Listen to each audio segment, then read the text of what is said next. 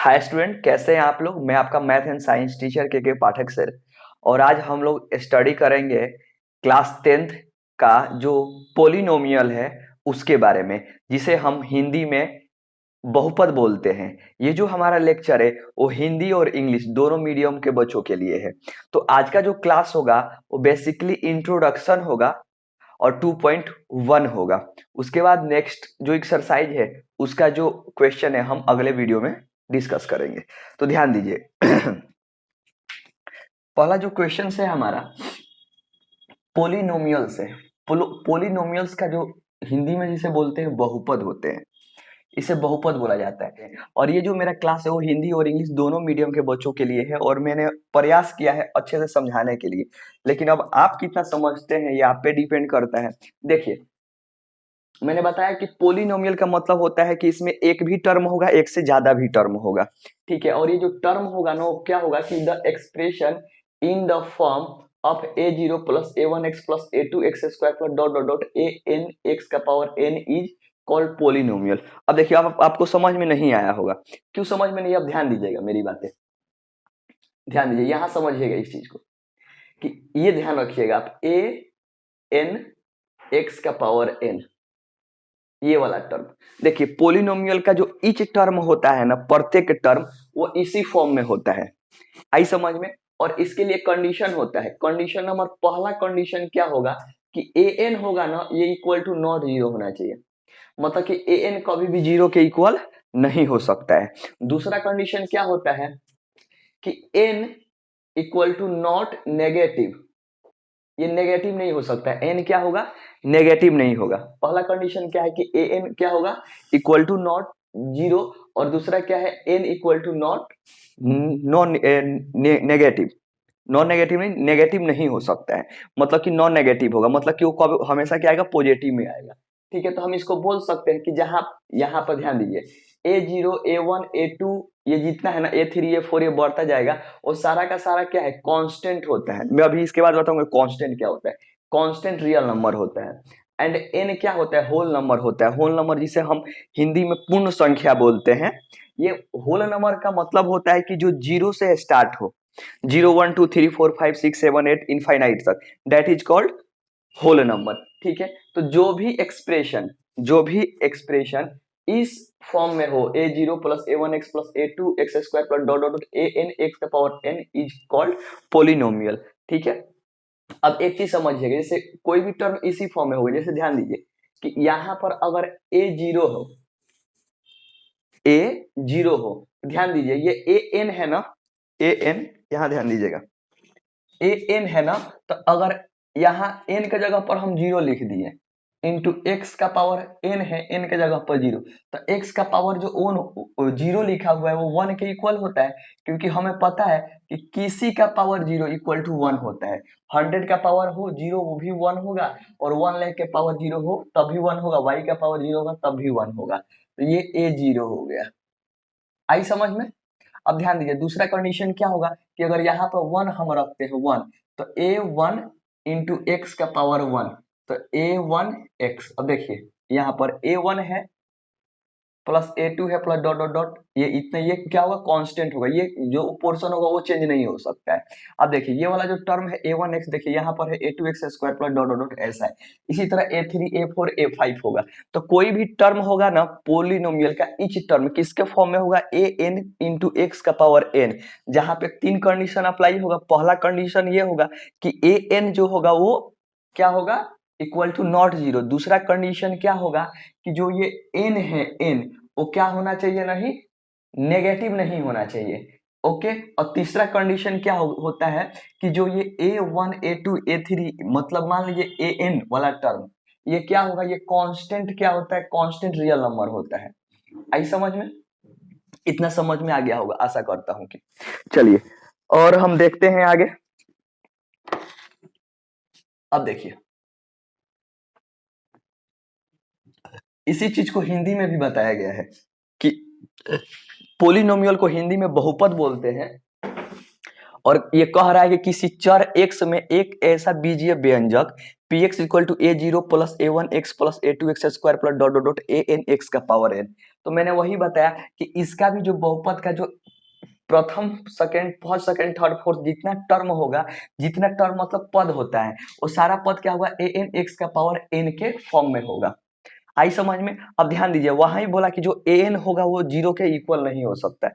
और दूसरा कंडीशन क्या होगा कि a1 a2 a3 ये क्या होगा, रियल कांस्टेंट होंगे। रियल नंबर मतलब कि वास्तविक जो संख्या है, रियल नंबर को हिंदी में वास्तविक संख्या बोलते हैं, वो क्या होंगे, कांस्टेंट होंगे, मतलब उसकी जो वैल्यू होगी वो चेंज नहीं होगी।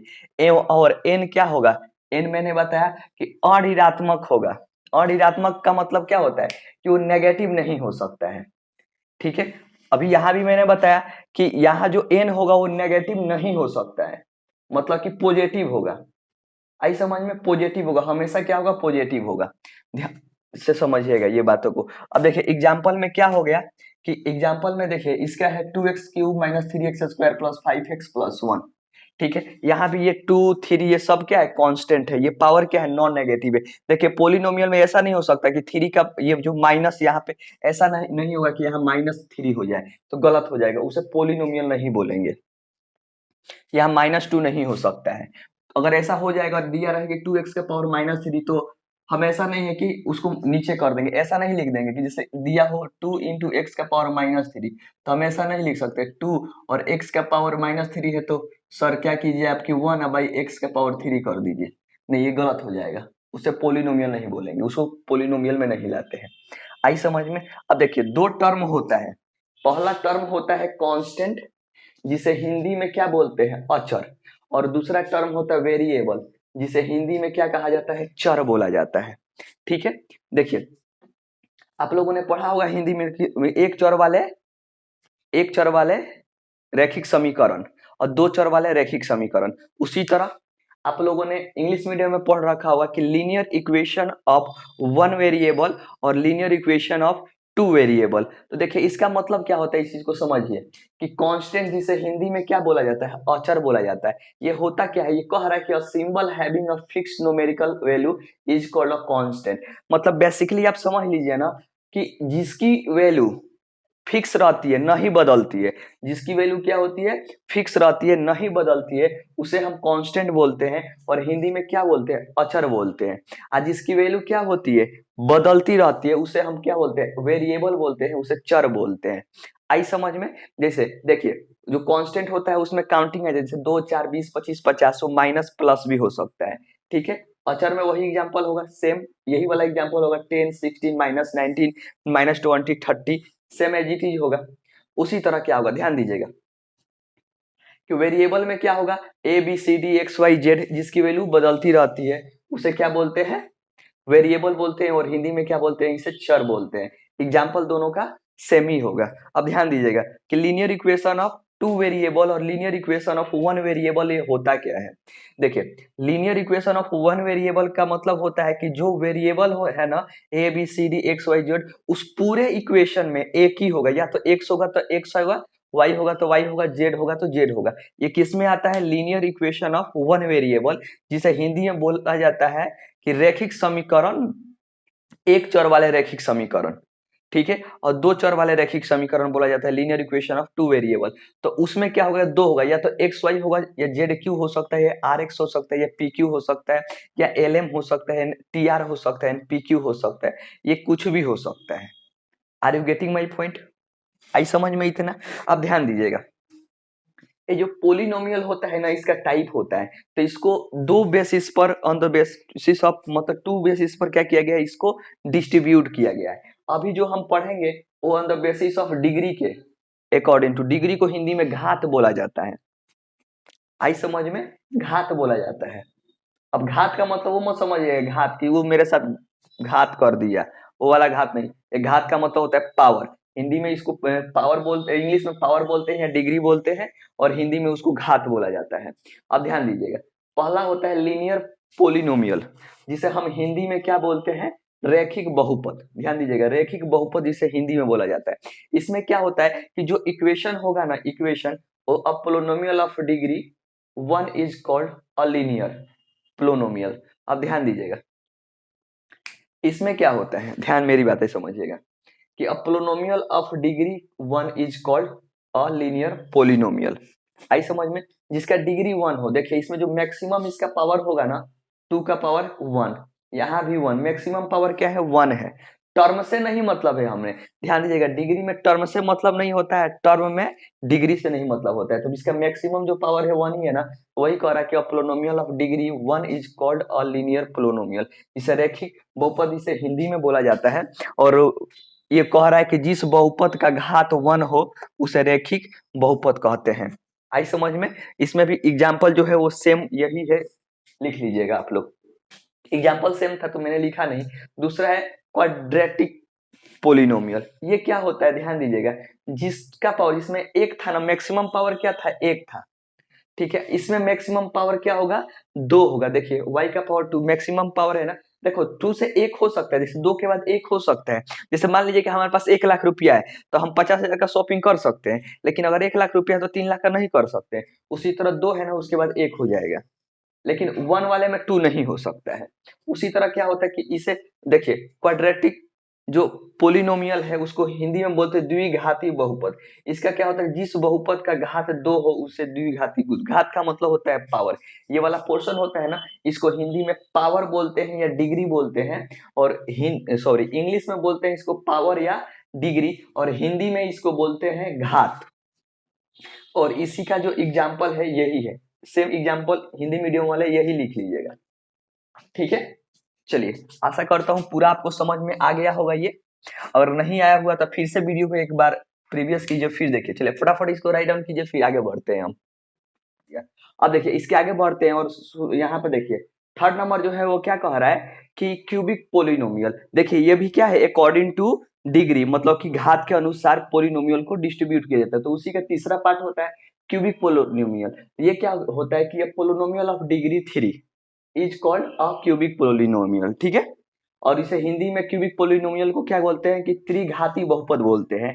इससे बोला जाता है जिस बहुपद का घात 3 हो उसे त्रिघाती बहुपद कहते हैं। जैसे 5/3 Q plus 2x² plus x. अब एक चीज ध्यान दीजिएगा, क्यूबिक पोलिनोमियल है ना, तो यहाँ पे पावर की बात कही गई है, यहाँ डिग्री की बात कही गई है, यहाँ पे घात की बात कही गई। तो टर्म से कोई मतलब नहीं है, टर्म 1 हो 2 हो 3 हो डोंट मैटर।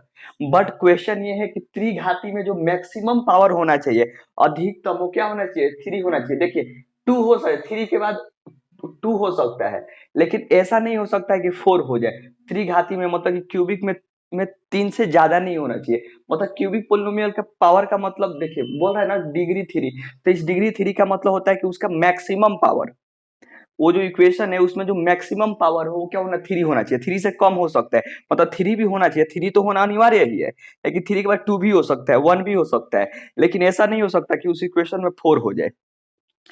देखिए उसी तरह फोर्थ नंबर क्या कह रहा है कि बायो क्वाड्रेटिक पोलिनोमियल, जिसे हिंदी में चतुर्घाती बहुपद बोलते हैं। इसमें क्या होता है कि जो इसका मैक्सिमम पावर होना चाहिए वो क्या होना चाहिए, इसमें 3 था, इसमें क्या हो जाएगा 4 हो जाएगा, ठीक है। उसी तरह टर्म से कोई मतलब नहीं है, मैक्सिमम पावर होना चाहिए वो 4 होना चाहिए। देखिए 5x का पावर 4 माइनस 3x प्लस 5, ये भी क्या है बाई क्वाड्रेटिक पोलिनोमियल है। 2/3x का पावर 4 माइनस, ये सारा चीज क्या है, इसी का एग्जाम्पल है। वो डेफिनेशन लिखवा दिया है मैंने कि a polynomial of degree 4 is called a biquadratic polynomial, ठीक है। अब बहुपद जिसका मैक्सिमम जो क्या हो, पावर हो, मैक्सिमम घात क्या होना चाहिए, वो होना चाहिए 4। आई समझ में? टर्म से कोई मतलब नहीं है, टर्म 3 भी हो सकता है, 2 भी हो सकता है, डजंट मैटर। अब ध्यान दीजिए type of polynomial according to term. अब ध्यान दीजिए जैसे पावर घात के अकॉर्डिंग टू पोलिनोमियल को डिस्ट्रीब्यूट किया गया है ना, उसी तरह टर्म के अकॉर्डिंग टू भी पोलिनोमियल को क्या किया है हम लोग, डिस्ट्रीब्यूट किए हुए हैं, मतलब कि डिवाइड किए हुए हैं। पहला होता है मोनोमियल। तो मोनोमियल क्या होता है इस चीज को समझते हैं, जिसमें एक पद हो, हिंदी में इसको क्या बोलते हैं, एक पदी बहुपद बोलते हैं। इसका डेफिनेशन है polynomial contain one non zero term is called a monomial. देखिए नॉन टर्म जीरो का मतलब क्या होता है कि जिसमें जीरो ना हो उसे नॉन टर्म जीरो बोलते हैं। तो उसमें क्या होना चाहिए, एक टर्म होना चाहिए। देखिए यहाँ पर 5x है, यहाँ पे 2x² है, यहाँ 3x³ है, यहाँ √5x का पावर 4 है। तो देखिए जब टर्म की बात कही गई तो टर्म 3 और 4 हो नहीं हो सकता है। मोनोमियल में क्या होगा, एक ही पद होगा। हाँ पावर 2 3 4 हो सकता है, लेकिन जो मोनोमियल में टर्म क्या होगा, एक ही होगा। उसी तरह क्या होता है कि लीनियर पोलिनोमियल में क्या होता है कि जो पावर होना चाहिए वो मैक्सिमम क्या होना चाहिए, 1 होना चाहिए उस इक्वेशन में। हाँ, टर्म हो सकता है 2-3 हो जाए, लेकिन पावर एक ही होगा, एक से ज्यादा नहीं हो सकता है। और मोनोमियल में क्या होता है, टर्म एक होना चाहिए, पावर 2-3 हो सकता है। आप कनेक्ट कर रहे हो एक दूसरे को ना। चलिए, ये इतना है, राइट डाउन कीजिए, इसके बाद देखते हैं आगे हम। चलिए आगे बढ़ते हैं और इसका नेक्स्ट जो पॉइंट है वो पढ़ते हैं हम। देखिए इसके बाद जो सेकंड होता है अकॉर्डिंग टू टर्म, वो होता है बाइनोमियल। इसमें क्या होता है, इसको हिंदी में हम द्विपदी या द्विपद बहुपद कहते हैं। इसमें क्या होता है कि जैसे देखिए, उसमें क्या मोनोमियल में क्या था, एक पद था। इसमें क्या था है कि दो पद होगा। बायो मतलब दो, ठीक है। इसके मतलब से ही, इसके नाम से ही इसका मतलब डेफिनेशन पता चल रहा है हमें। तो इसमें क्या होता है कि ये टू जो होता है ना, नॉन जीरो टर्म, उसको ये कंटेन करता है। और हिंदी में द्विपद या द्विपद बहुपद कहते हैं, जिसे बहुपद में केवल दो पद हो उसे द्विपदी बहुपद कहते हैं। देखिए 2x+5 x² + 3। अब द्विपदी है ना, पद दो होगा, दो से ज्यादा नहीं हो सकता है। ये पावर, अगर डेफिनेशन में लिख दे 3 भी पावर लिख सकते हैं आप, कोई इशू नहीं है। लेकिन यहाँ पे पद की बात कर रही है, इसलिए पद दो से ज्यादा नहीं होना चाहिए, मैक्सिमम पद दो होना चाहिए, मतलब कि दो से कम भी नहीं हो, ये भी ध्यान रखिएगा। ट्राइनोमियल में क्या होता है कि देखिए, इसमें दो पद होता था ना, इस ट्राइनोमियल में 3 पद होगा। इसे हिंदी में त्रिपद या त्रिपद बहुपद कहते हैं। इसमें 3 पद होगा, ध्यान दीजिए यहाँ पर, मतलब कि 3 टर्म होगा। 3 टर्म से ना कम हो सकता है ना ज्यादा हो सकता है। हाँ, जो पावर है वो कम या ज्यादा हो सकता है, वो डोंट मैटर। पद की बात कही जाए तो पद पे ध्यान रखना है, और डिग्री की बात कही जाए तो डिग्री पे ध्यान रख देना है। ये चीजें समझ में आ गई। देखिए इन दोनों को छोड़कर भी और कुछ पोलिनोमियल होते हैं, जैसे एक होता है कांस्टेंट पोलिनोमियल। ये कांस्टेंट पोलिनोमियल क्या होता है कि हमने आपको अभी बता रखा था कि कांस्टेंट को हिंदी में अचर बहुपद बोलते हैं। अब ध्यान दीजिए, मैंने बताया था कि कांस्टेंट क्या होता है, जिसकी फिक्स वैल्यू होती है, जिसकी वैल्यू क्या होती है, चेंज नहीं होती, जैसे 2, 4, 20, 25, 50, -15, -20, ये सब। तो इसमें क्या होता है कि कांस्टेंट पोलिनोमियल में यही हो जाता है 2, 4, 5, 6, जिसमें केवल क्या है, एक टर्म आए, एक टर्म आए, और वो जो टर्म हो उसका जो कोफिशिएंट हो वो क्या होना चाहिए, जीरो नहीं होना चाहिए। वही बोला है कांस्टेंट पोलिनोमियल क्या कर रहा है कि पोलिनोमियल कंटेनिंग वन टर्म, क्या कंटेंट होना चाहिए, वन टर्म होना चाहिए, और वो भी जो टर्म है वो क्या होना चाहिए, कांस्टेंट होना चाहिए। कांस्टेंट पोलिनोमियल में क्या होता है, ध्यान दीजिएगा, जिसे हम अचर बहुपद कहते हैं। पहली बात तो इसमें एक टर्म होना चाहिए, और दूसरा कंडीशन ये है कि वो भी जो टर्म होना चाहिए वो क्या होना चाहिए, कांस्टेंट होना चाहिए। मतलब ऐसा नहीं हो सकता है 2x 3x 4, ऐसा नहीं हो सकता है केवल 4 होगा, केवल 5 होगा, केवल 8 होगा, केवल 15 होगा, केवल 19 होगा। आई समझ में, ये एग्जाम्पल में हो गया। उसी तरह एक और होता है जीरो पोलिनोमियल। पोलिनोमियल होता है जीरो, इसमें क्या होता है कि ये जो पोलिनोमियल होता है ना, इसका जितना, जैसे मान लीजिए इसमें 4 टर्म है, तो चारों का जो कोफिशिएंट होगा ना, सबका कोफिशिएंट क्या होगा, जीरो होगा। ये ध्यान दीजिएगा। जीरो पोलिनोमियल में क्या होता है, polynomial consisting of one term namely zero only is called a zero polynomial. ठीक है, इसको, ये तो इंग्लिश में डेफिनेशन लिखा गया है, जैसे आप ऐसे भी बोल सकते हैं, भी कह रहा है consisting of one टर्म, मतलब वन टर्म ही हो सकता है, टू भी टर्म हो, जैसे मान लीजिए कि ये से हो 2x² हो, ठीक है, तो ये x² अगर एक टर्म है तो इसका कोफिशिएंट क्या होना चाहिए, जीरो हो जाएगा। मतलब मान लीजिए इसमें 2, 3, 4 भी टर्म है तो सबका कोफिशिएंट क्या होगा, ये जीरो होगा। अगर एक टर्म है तो उसका भी कोफिशिएंट क्या होगा, जीरो होगा। जितना भी टर्म होना चाहिए सबका कोफिशिएंट क्या होना चाहिए, जीरो होना चाहिए। तो उसे ही हम क्या बोलते हैं, शून्य बहुपद बोला जाता है, या जीरो पोलिनोमियल बोला जाता है। हिंदी में देखिए शून्य बहुपद, जिस बहुपद के सभी पदों के गुणनांक क्या हो, शून्य हो, उसे शून्य बहुपद कहते हैं। और इसमें एक नोट है जिसे बोला गया है शून्य बहुपद के घात, घात का मतलब होता है उसका पावर, उसका डिग्री परिभाषित नहीं है, उसी को हमने इंग्लिश में लिखा हुआ है यहाँ पे कि the degree of a zero polynomial is not defined. आशा करता हूँ ये सारी चीजें आप लोगों को समझ में आ गई होगी। अगर फिर भी ना समझ में आए तो आप लोग वीडियो को प्रीवियस कीजिए, पीछे कीजिए, और फिर क्या कीजिए, उसको बार बार देखिए। चलिए, तो जो पोलिनोमियल है, उस पोलिनोमियल बहुपद का हमने बेसिक जो इंट्रोडक्शन था वो हमने स्टडी कर रखा था। अब जैसे जैसे क्वेश्चन आएंगे वैसे वैसे अगर फॉर्मूला आएगा नया, और फॉर्मूला आएंगे ही नए, तो मैं उसे वैसे वैसे आप लोगों को बताऊंगा।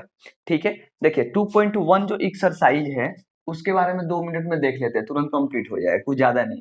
ये क्या कह रहा है, क्वेश्चन आपके स्क्रीन पर है, आप उसको अच्छे से रीड कीजिए, हिंदी और इंग्लिश दोनों मीडियम वाले बच्चे। क्वेश्चन क्या कह रहा है कि the graph of y equal to P X, देखिए y equal to P X दिया हुआ है, are given in figure 2.10 below for some polynomial P x.